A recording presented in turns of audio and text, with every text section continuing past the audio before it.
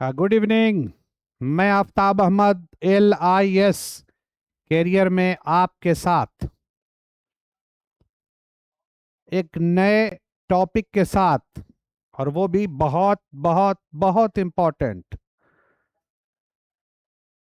वो भी library and information science teacher का एसोसिएशन, और उसमें भी सबसे महत्वपूर्ण, बहुत ही उपयोगी, पिन पॉइंटेड इंफॉर्मेशन के साथ आपके सामने उपस्थित, कंसेप्ट के साथ पढ़ाने का उद्देश्य ना सिर्फ BLIS वालों के लिए, बल्कि बिहार से निकलने वाला बिहार लाइब्रेरियन और हर साल केंद्रीय विद्यालय, नवोदय विद्यालय और EMRS, जो अब पूरी तरह से कंसेप्चुअल हो गया, पूरी तरीके से जो TR2 में लाइब्रेरी साइंस ही पूछा जाएगा, वो भी डिस्क्रिप्टिव पूछा जाएगा और ऑब्जेक्टिव दोनों पूछा जाएगा। और डिस्क्रिप्टिव तभी आप लिख सकते हैं जब आपका कंसेप्ट क्लियर होगा। डिस्क्रिप्टिव यानी 300 वर्ड्स में, 500 वर्ड्स में, 150 वर्ड्स में, और कंक्लूडेड एब्स्ट्रैक्ट किसी भी चीज का कब तैयार होगा? जब आपका कंसेप्ट पूर्णतः क्लियर होगा। ये एक आधार है, एक बेस है सभी तरह का, चाहे वो किसी भी एग्जाम का हो, लाइब्रेरी साइंस का, सबकी पढ़ाई होगी इस LIS कैरियर पे। आप सिर्फ मजबूती से बने रहिए और मेहनत कीजिए, निश्चित आप कामयाब होंगे। तो आइए एटलिस के बारे में जानते हैं। एटलिस, आप देख रहे हैं कि एटलिस का पूरा नाम, लगातार मैं बोलने का प्रयास कर रहा हूं हर एक दिन, कि कोई भी टॉपिक हो, कोई भी टाइटल हो, कोई भी एसोसिएशन पढ़ रहे हो, उसका फुल फॉर्म जानना, उसका पूरा नाम जानना बहुत जरूरी है। एक क्वेश्चन उससे भी होता है। तो एटलीस्ट का पूरा नाम क्या है? Indian association of teachers of library and information science. अब आप यहां पर देखेंगे आपसे प्रश्न कैसे पूछा जाता है एग्जाम में। तो अगर मान लो एटलीस्ट पर लिखने के लिए आ जाएगा EMRS में, KVS में, NVS में, DSSB में या BLIS में, आप लिख डालोगे जो मैंने लिखवाया है, आपको 100% नंबर मिलना है। लेकिन अगर हम मल्टीपल चॉइस क्वेश्चंस की बात करते हैं तो उसमें प्रश्न कैसे पूछा जाता है, इसे देखना है, इसे समझना है और समझ करके पढ़ाई करना है। तो Indian association of teachers of library information science का कौन सा एसोसिएशन है? और 4 ऑप्शन दिया रहेगा जिसमें ILA, SLIC, LA और एटलिस होगा। तो आपका आंसर एटलिस हो जाएगा। एटलिस का पूरा नाम पूछा जाएगा तो आप Indian association of teachers of library and information science लिख देंगे। और लाइब्रेरी साइंस टीचर का एसोसिएशन अगर पूछा गया कि कब स्थापित हुआ, इसकी स्थापना कब हुई, तो आपका ध्यान यहां केंद्रित हो जाएगा। 19 दिसंबर 1969 में स्थापना किया गया। और इसका मुख्यालय कहाँ है? एटलीस्ट का मुख्यालय तो यहां केंद्रित हो जाएगा, हेडक्वार्टर पुस्तकालय एवं सूचना विज्ञान विभाग, यानी library and information science department, Punjab विश्वविद्यालय पटियाला, पंजाब भारत में स्थित है। अब ये अगर मान लो स्पेसिफिक पूछ दिया गया कि किस राज्य में है, एटलीस्ट का मुख्यालय किस राज्य में है, तो पंजाब। मैंने कल भी आपको बताया था कि हर एक का मैं बताने का प्रयास कर रहा हूं, न सिर्फ प्रदेश को, देश को, बल्कि एग्जैक्ट जहां उसका पता है। क्यों? क्योंकि कभी कभी प्रश्न वैसे भी आता है। तो आप देखेंगे कि पंजाब में एक जगह पटियाला है और वो पंजाब में है, तो अगर पूछा गया कि किस राज्य में है तो पंजाब में, और ये नहीं पूछा गया और कई ऑप्शंस दिया हुआ हो, उसमें पटना हो, पटियाला हो, आपको पूर्णिया हो और कानपुर हो, तो आपका आंसर पटियाला बनेगा। और पटियाला में कौन सा जगह? तो पंजाब विश्वविद्यालय पटियाला। पंजाब विश्वविद्यालय जो पटियाला में है, पंजाब भारत में स्थित है, इसका हेडक्वार्टर है। अगर पूछा गया कि एटलीस्ट के पहले जनरल सेक्रेटरी कौन थे, फर्स्ट महासचिव, फर्स्ट महासचिव कौन थे, पहले जनरल सेक्रेटरी कौन थे, तो आपको याद रखना होगा पीएन कौला साहब थे। पीएन कौला कौन थे? तो रंगनाथन के शिष्य थे। पीएन कौला कौन थे? तो जिन्होंने हेराल्ड ऑफ लाइब्रेरी साइंस का प्रकाशन करवाया, जिनका दिया हुआ, डोनेट किया हुआ कौला एंडोमेंट है, कहाँ है? तो लखनऊ में है। ये सब आप पढ़ते जाएंगे और सीखते जाएंगे। क्वेश्चन आता है हेराल्ड ऑफ लाइब्रेरी साइंस और लाइब्रेरी हेराल्ड। मैं इसका भी ट्रिक बता दूंगा, ट्रिक किस तरह से उसको आप पकड़ेंगे कि कहाँ से प्रकाशन होता है। प्रैक्टिस सेट जब मारना शुरू करेंगे तो ये सारी चीज आपको क्लियर कर देंगे। तो कहा कि एटलीस्ट के प्रथम महासचिव पीएन कौला और प्रथम अध्यक्ष यानी फर्स्ट प्रेसिडेंट कौन बने? तो बशीरुद्दीन बने। बशीरुद्दीन बने फर्स्ट प्रेसिडेंट और फर्स्ट जनरल सेक्रेटरी पीएन कौला। ये क्वेश्चन आता है कि फर्स्ट प्रथम अध्यक्ष कौन थे? तो बशीरुद्दीन थे। और प्रथम महासचिव कौन थे? तो पीएन कौला साहब थे। और एटलीस्ट 1973 से 80 के बीच में निष्क्रिय हो गया था, यानी काम नहीं कर पा रहा था सही ढंग से, निष्क्रिय था। कब से कब के बीच में अगर ये पूछ दिया गया कि एटलीस्ट कौन सन में, किस साल से किस साल तक निष्क्रिय रहा, तो क्वेश्चन होगा आंसर 1973 से 80 के बीच।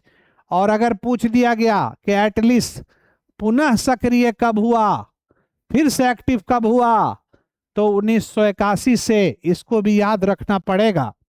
और पब्लिकेशन IJLER एजलर, इसका पब्लिकेशन है। किसका पब्लिकेशन है? एटलीस्ट का पब्लिकेशन है। और LTS जो education research and training vision है। एक अलग क्वेश्चन होता है कि LTS है क्या, तो education research and training vision है। या पूछा गया कि education research and training vision 2020 कहाँ का प्रकाशन है, तो यह तभी संभव है जब आप 5 बार 6 बार एक चीज को आप लिख लेंगे। जब तक आप प्रैक्टिस नहीं करेंगे, आगे का पढ़ते जाएंगे, पीछे का भूलते जाएंगे। ये वैसा ही है जैसे एक बंदर खेत में चला गया, और बंदर जब खेत में गया और भुट्टे के खेत में गया। ये भुट्टा क्या होता है आप जानते होंगे, ये भुट्टा आपने खाया होगा। तो भुट्टे के खेत में जब बंदर जाता है, तो बंदर जैसे ही भुट्टे के खेत में जाता है तो भुट्टा तोड़ना शुरू करता है, और यहाँ पर कांक में दबाते जाता है। भुट्टा तोड़ता है, कांक में दबाते जाता है, भुट्टा तोड़ता है और कांक में दबाते जाता है। लेकिन कुछ देर के बाद जब उसको होश आता है तो पता यह चलता है कि उसके पास एक ही भुट्टा है कांक में दबा हुआ, और बाकी पूरे खेत का भुट्टा टूट चुका है। यानी उसको सिर्फ एक ही भुट्टा हाथ लगा और खेत का पूरा भुट्टा टूट चुका। कहीं ऐसा आपके साथ ना हो जाए कि पूरा आप पढ़ लें लेकिन याद आपको एक ही रहे, तो याद पूरा रहे, इसके लिए आपको समय देना होगा, इसके लिए आपको प्रैक्टिस करना होगा। अगर आप प्रैक्टिस करेंगे, अगर आप समय देंगे, एक एक चीज को 3 बार 4 बार लिखेंगे, जो पुराना पढ़ा हुआ है उसको दोहराएंगे और जो आगे को ऐड ऑन करते चले जाएंगे, आप सफल हो जाएंगे। तो एटलीस्ट का याद रखना होगा, education research and training vision 2020, ये पब्लिकेशन है, किसका पब्लिकेशन है? तो एटलीस्ट का। उसी तरह से ये क्वेश्चन बार बार पूछा जाता है, एक बार नहीं अनेक बार, कि मोतीवाला बेस्ट एलआईएस टीचर अवार्ड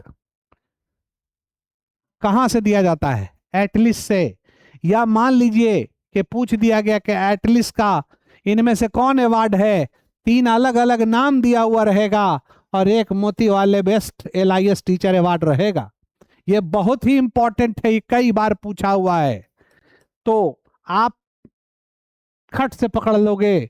उसी तरह से ये क्वेश्चन भी आया हुआ है कि Miss Ratna Laxman Roy best women LIS teacher award कहां से दिया जाता है? तो एटलीस्ट से। और Miss Ratna Laxman Roy best women professional award, ये भी एटलीस्ट से ही दिया जाता है। ये क्वेश्चन भी आया हुआ है, ये वेरी इंपॉर्टेंट क्वेश्चन है ये भी। प्रोफेसर जगेंद्र सिंह रामदेव अवार्ड जो एटलीस्ट से दिया जाता है, किन क्षेत्रों में दिया जाता है? रिसर्च के प्रमोशन के लिए दिया जाता है, बेस्ट टीचर के लिए दिया जाता है, बेस्ट वुमेन के लिए दिया जाता है, या लाइफ अचीवमेंट अवार्ड है? तो जब तक आप इसको प्रैक्टिस नहीं करोगे, कैसे आप कह सकोगे कि professor Jagendra Singh Ramdev life time achievement award है, लाइफ टाइम अचीवमेंट अवार्ड है, और प्रोफेसर एसपी नारंग रिसर्च को प्रमोशन के लिए है, रिसर्च प्रमोशन अवार्ड है। तो ये आप जब तक इसको पढ़ोगे नहीं, यानी बार बार जो है आप प्रैक्टिस नहीं करोगे, आप नहीं आंसर दे सकोगे। पता क्या चल रहा है कि आपको न सिर्फ पढ़ना है, बल्कि जो आपने पहले पढ़ा हुआ है उसको प्रैक्टिस करना है, और लगातार इस तरह का पिन पॉइंटेड वीडियो देखते रहना है, जो आपको बहुत ही काम करेगा, आपको नवीनतम जानकारी देगा। आप खुद फैसला करेंगे वीडियो को देखकर कि आपको वीडियो देखने से फायदा हो रहा अथवा नहीं हो रहा है। अगर वीडियो देखने से फायदा हो रहा है तो आप कमेंट्स कीजिए, आप लाइक कीजिए और सब्सक्राइब कीजिए, और अपने जानने वाले लोगों को, न सिर्फ BLIS वाले को, बल्कि MLIS वाले को भी, बल्कि MA वाले, MSc और MCOM वाले को भी, इसलिए कि बहुत जल्द लेट के साथ नेट की तैयारी भी होगी, लाइब्रेरी एलिजिबिलिटी टेस्ट के साथ नेशनल एलिजिबिलिटी टेस्ट की भी तैयारी होगी, और सिर्फ लाइब्रेरी साइंस तक ही सीमित नहीं रहेगी, बल्कि इसका क्षेत्र विस्तार होगा। तो जब आप हमें मजबूती देंगे, जब आप हमें सहयोग करेंगे, तब तो मेरी हिम्मत बनेगी। क्योंकि मैं 22 साल से ऑफलाइन का शिक्षक रहा हूं और चंद दिनों से मैं लाइव ऑनलाइन डिजिटल प्लेटफॉर्म पर आया हूं।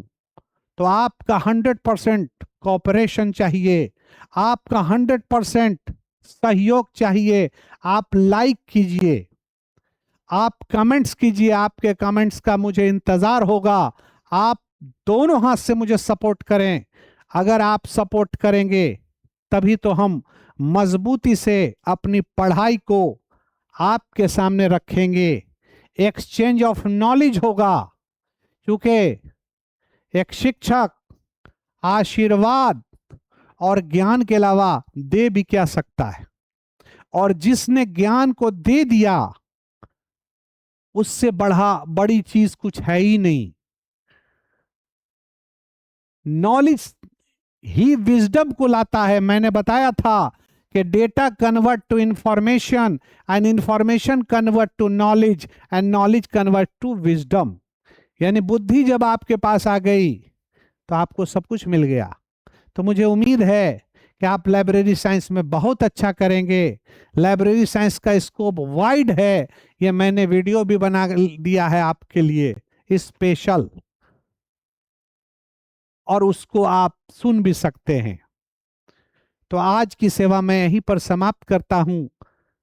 कल पुनः आपके साथ LIS कैरियर यूट्यूब चैनल पे पुनः उपस्थित, और आपके लिए नवीनतम सूचनाएं पुस्तकालय एवं सूचना विज्ञान का लेकर आएंगे। आप खुश रहें, आप आगे बढ़ें, आप व्यस्त रहें, आप मस्त रहें, और वो भी पढ़ने में मस्त रहें। आप पढ़ाई में बिजी हो तभी आपका पढ़ाई इजी हो। इसी दुआ के साथ मैं आपसे अलविदा चाहता हूं। Bye bye, Tata.